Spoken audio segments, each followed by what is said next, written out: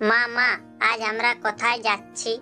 কুকু বেটা, আজ আমরা তোমার দাদির কাছে নতুন গরম কাপড় আনতে যাচ্ছি। মা, সেই নতুন গরম কাপড় আমি নিব, আর এই পুরনোটা তুমি নিয়ে নিবে। আচ্ছা ঠিক আছে, নিবে, কিন্তু এখন চলো, আমাদের দেরি হচ্ছে। তারপর ঠান্ডা ঠান্ডা মৌসুমে তারা দুজন মা বেটা ঘর থেকে বেরিয়ে পড়ে। মা মা, দাদির ঘর যাওয়ার সব রাস্তা আমি জানি। হ্যাঁ হ্যাঁ, তুমি জানো, এখন চলো তাড়াতাড়ি। তারপর তারা দুজন তার দাদির ঘরে পৌঁছে যায়। এই গরম কাপড় আমি নতুন বানিয়েছি। দাদি, এই কাপড় আমাকে অনেক ভালো লাগছে। আজ থেকে আমি এই গরম কাপড়টা নিয়ে ঘুমাবো, তাহলে আমাকে একটুও ঠান্ডা লাগবে না। মা, আমরা এখন যাচ্ছি। ঠান্ডার দিন, সন্ধ্যা হতে হতে আকাশ থেকে বরফ পড়বে। টুনি, এই লাড্ডুও নিয়ে যাও, কুকুকে চায়ের সাথে দিবে। এগুলো গোলাপ জামুন না মা? হ্যাঁ বেটা, এগুলো গোলাপ জামুন, আমি দেশি ঘি দিয়ে বানিয়েছি। তারপর কুকু তার মায়ের সাথে সেখান থেকে চলে যায়। কুকু বেটা, আস্তে আস্তে উড়ো, এই কাপড় অনেক ভারী, আমি পারছি না জোরে উড়তে। মরে গেলি। যদি আজও আমি গরম কাপড় না পাই, তাহলে তো ঠান্ডার জন্য আমি মরেই যাব। কাক একটি গাছে বসে এইসব বলছিল। তারপর তার চোখ টুনি পাখি ও তার ছানার উপর পড়ে। এই টুনি তো কাপড় নিয়ে যাচ্ছে, যাই তার কাছে আর তাকে চুনা লাগাই। কাক সেখান থেকে উড়ে যায়। তুমি থকে গেছো মনে হচ্ছে, দাঁড়াও, আমি তোমার সাহায্য করি। টুনি সেখানে দাঁড়িয়ে পড়ে। কাক দাদা, সত্যি আমি থকে গেছি। আমাকে দিয়ে দাও, কিছু দূর আমি তোমার কাপড় নিয়ে যাচ্ছি। না, আমি আমার কাপড় নিয়ে যাব। কুকু বেটা, তোমার লাড্ডু কালু চাচুকে দিয়ে দাও। হ্যাঁ, লাড্ডু দিয়ে দাও, আমি সাহায্য করি তোমাদের। না না, আমি আমার লাড্ডু কাউকে দিব না। কালু চাচুর কি বিশ্বাস, যদি আমার লাড্ডু খেয়ে ফেলে? কাক দাদা, সত্যি যদি সাহায্য করতে চাও, তাহলে কিছু দূর এই কাপড় নিয়ে চলো। তারপর কাক খুশি খুশি টুনির গরম কাপড় নিয়ে উড়তে থাকে। আস্তে আস্তে কাক পেছনের দিকে থেকে যায়। কাক দাদা, এই গরম কাপড় আমার মা দিয়েছে কুকুর জন্য। কাক দাদা, তুমি কি এই জঙ্গলে থাকো? কাক দাদা। তারপর টুনি যখন পিছন দিকে তাকিয়ে দেখে, তখন পিছনে তো কেউ ছিল না। এই কাক কোথায় গেল? কুকু বেটা, সেই কাক তো সত্যিই চোর ছিল। সে আমাদের কাপড় নিয়ে পালিয়ে গেল। মা, ভালোই হয়েছে যে আমার লাড্ডু তাকে দিলি নাই, না হলে সে লাড্ডু নিয়ে পালিয়ে যেত।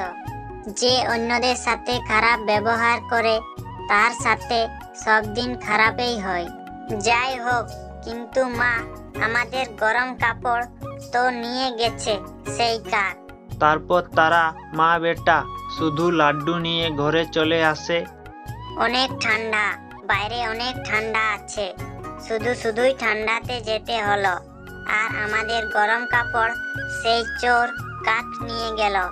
আমি এক্ষুনি আমার বেটার জন্য গরম গরম চা বানাচ্ছি, আর আমি চায়ের সাথে দাদির দেওয়া লাড্ডু খাবো।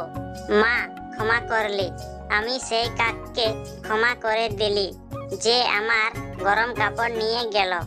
প্রথমে তো তুমি সেই কাকের উপর অনেক রাগ করেছিলে, আর এত জলদি সেই দুষ্টু কাককে ক্ষমাও করে দিলে।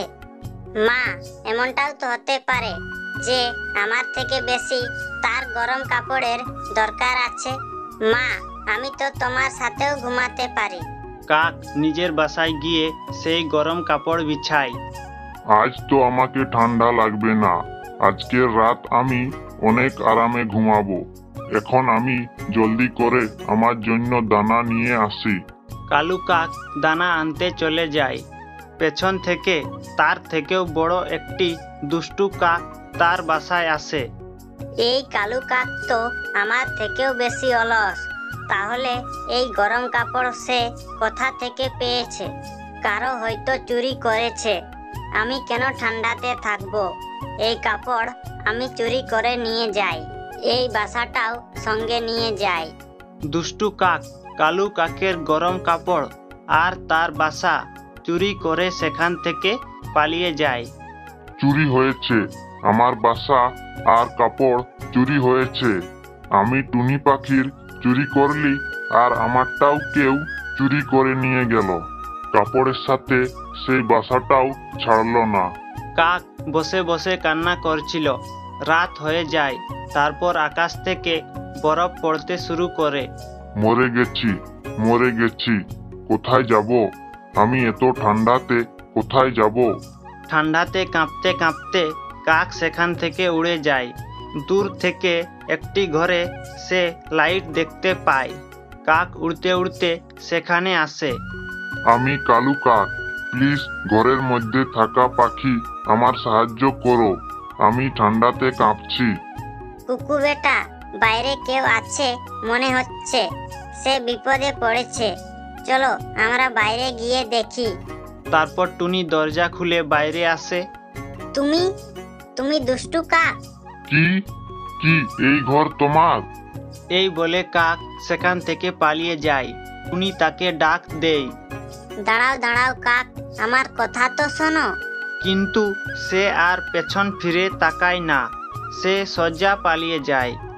মনে হচ্ছে মা, সে আমাদের কাপড় চুরি করলো আর কেউ তার চুরি করে নিয়েছে। তারপর তারা ঘুমিয়ে পড়ে। কাক একটি গাছে বসে তার খারাপ ব্যবহারের জন্য অনেক দুঃখিত ছিল। সুন্দরবন জঙ্গলে টুনি পাখি তার ছানার সঙ্গে একটি গাছে বসবাস করত। জঙ্গলে গরমকাল চলছিল। মা মা, অনেক গরম লাগছে। বৃষ্টি কবে হবে? এখন বৃষ্টির মৌসুম আসতে সময় আছে বেটা। তুমি আমার কাছে আসো, আমি তোমাকে পাংখা দিয়ে হাওয়া করে দিব। গরম থেকে অল্প হলেও আরাম পাবে। মা মা, চলো নদীর ধারে যাই। সেখানে ঠান্ডা ঠান্ডা হাওয়া চলে আর ঠান্ডা ঠান্ডা জলপান করে নিব। তারপর টুনি তার ছানাকে নিয়ে নদীর ধারে চলে আসে আর অনেকক্ষণ বসে থাকে। হঠাৎ জঙ্গলে বৃষ্টি শুরু হয়ে যায়। সব পাখি বৃষ্টির আনন্দ নিতেছিলেন, কিন্তু কিছু সময় পর বৃষ্টি ভয়ঙ্কর রূপ নেয়। বেটা, জলদি ঘরে চলো, না হলে আমরা রাস্তায় ফেঁসে যাব। বৃষ্টি ভয়ঙ্কর রূপ নিয়েছে। টুনি তার ছানাকে নিয়ে জলদি জলদি ঘরে যায়। মা, আমাদের ঘর কোথায়? আমাদের ঘর কোথায় মা? মনে হচ্ছে বৃষ্টিতে আমাদের ঘর ভেঙে গেছে। হে ভগবান, এটা তুমি কি করলে? গরম থেকে তো তুমি আমাদের আরাম দিলে, কিন্তু আমাদের ঘর ভেঙে দিলে।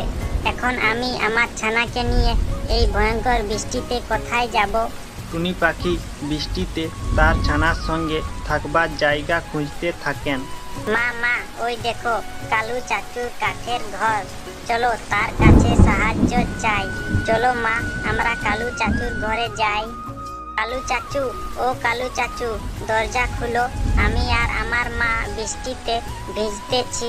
আমাদের ঘর ভেঙে গেছে চাচু। এখানে আমি কোনো ধর্মশালা খুলে রাখি না যে তোমাদেরকে আমার ঘরে থাকতে দিব। যাও এখান থেকে, অন্য কোথাও গিয়ে থাকবার জায়গা খুঁজো। অনেক সময় ধরে তারা দুজন বৃষ্টিতে থাকবার জন্য জায়গা খুঁজতে থাকে। কিছুক্ষণ পর তারা একটি ঘর দেখতে পায়। মনে হচ্ছে এই ঘর কোনো সাধু মহাত্মার। চলো আমরা সেখানে যাই। দুজন মা বেটা মহাত্মার ঘরে যায়। মহাত্মা জি, আমাদের ঘর মাটির ছিল, বৃষ্টির কারণে ভেঙে গেছে আর কেউ আমাদের সাহায্য করছে না। এই ভয়ঙ্কর বৃষ্টিতে কোনো থাকবার জায়গা নেই আমাদের। কোনো ব্যাপার না পাখি বোন, তুমি বৃষ্টি বন্ধ হওয়া পর্যন্ত এখানে থাকতে পারো। মহাত্মা জি, তোমার ঘরও তো মাটির, তাহলে এই ঘর কেন বৃষ্টিতে ভেঙে যায় না? এই জন্যই, কারণ এই ঘর জাদুই মাটি থেকে বানিয়েছি।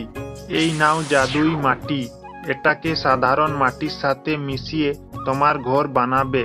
সেই ঘর কখনোই ভাঙবে না। সন্ধ্যা হতে হতে বৃষ্টি থেমে যায়। আর টুনি মহাত্মা জির দেওয়া জাদুই মাটি দিয়ে নিজের ঘর বানাতে থাকে।